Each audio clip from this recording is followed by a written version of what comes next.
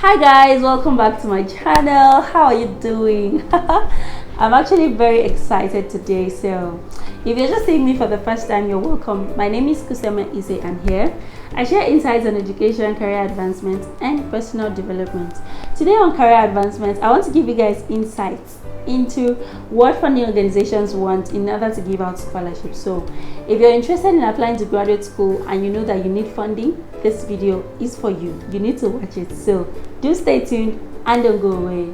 If you're yet to subscribe to my channel, I encourage you to do so now, like now, while watching this video now, because I know you're going to learn so much from my channel. Okay, you don't want to miss this.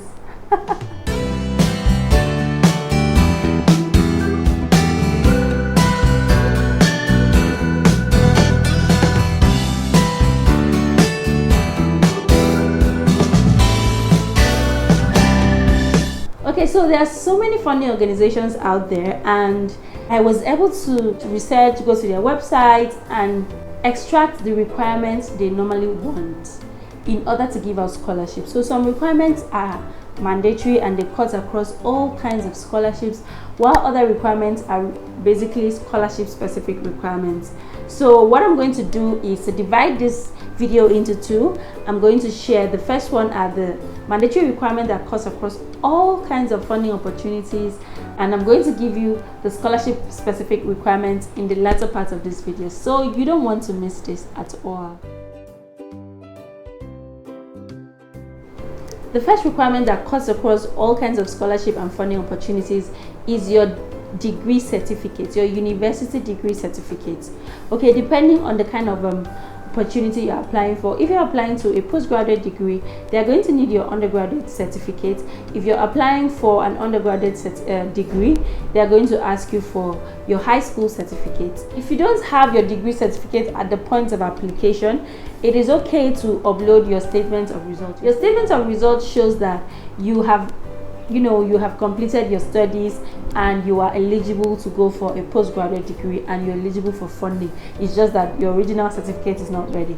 So while you can upload your statement of results at the beginning part or the submission stage of the application, you will always need your degree certificates later on in the funding application stage.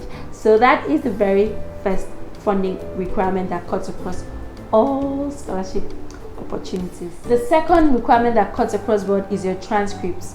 My people, transcripts is very important. In fact, there is no application that you're going to submit, whether it is a graduate school application or a funding application, that you will not need transcripts. I think the only one you will need transcripts is if the funding you are applying for is actually for an undergraduate studies.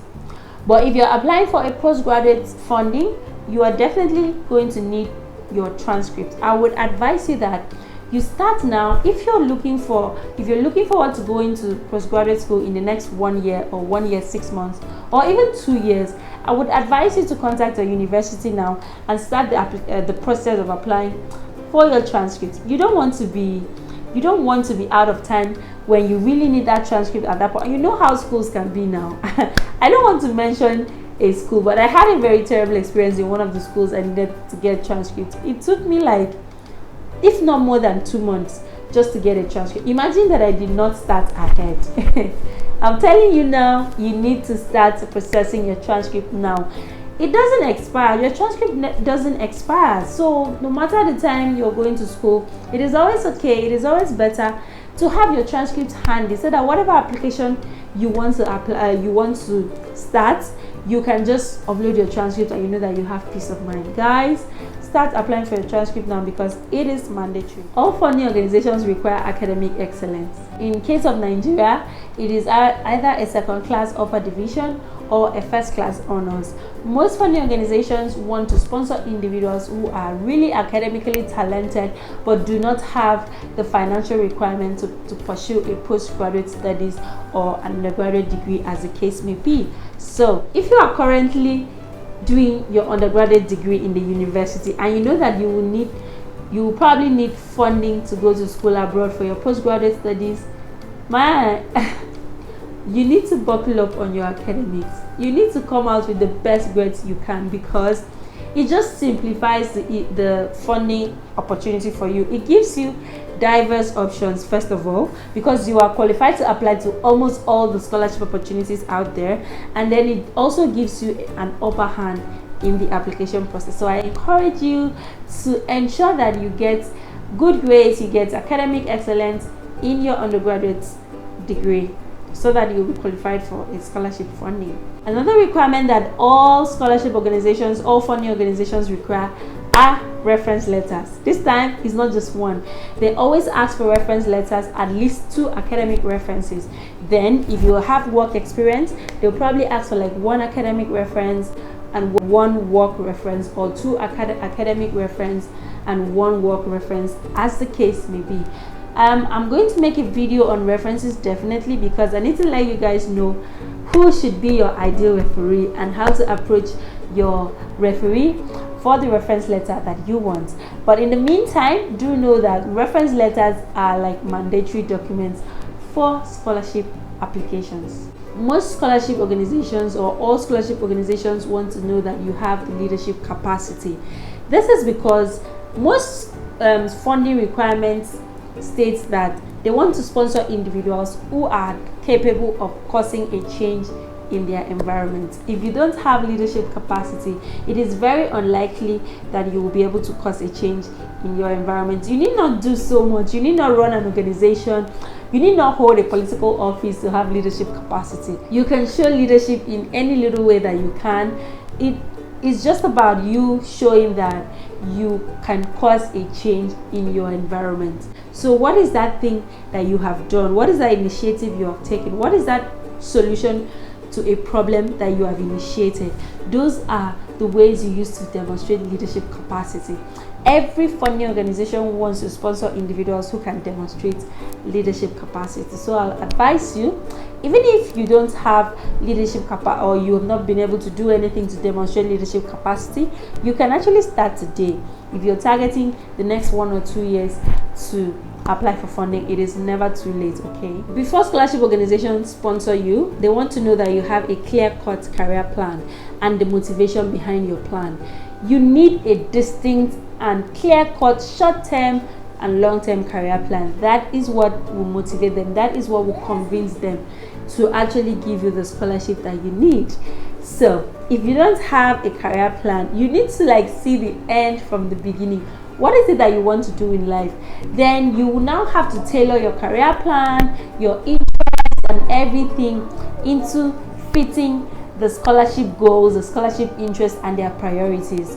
Because without a clear-cut career plan, what do you want them to fund? If they send you to school, when you come back, what is it you want to do? They need people that will cause a change. And before you can cause a change, you need to know your industry, the problems in your industry, and the solutions you want to bring to that industry. And that way you can be able to outline, okay, this is what I will do in the next 2 years when I return, or this is what I'm going to do in the next 5 to 10 years, which is your long-term career plan.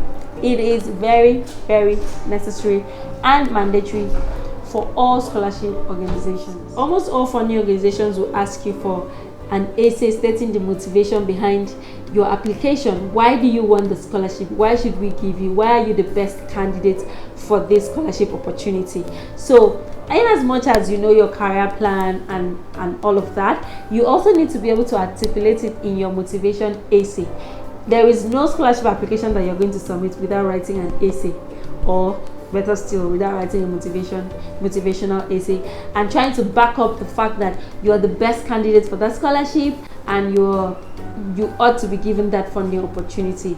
Your motivation, your reason behind the scholarship, and why you should be chosen is always required in all funding opportunities. Every funding organization wants to see that you have your international passport. And then for postgraduate studies, most postgraduate degrees are 1 year, others are 1 year, 6 months. Your international passport must be able to cover your entire period of postgraduate studies and even more. So if you're looking forward to applying for postgraduate funding and you know that you want to go abroad for these studies, you need to get your passport ready.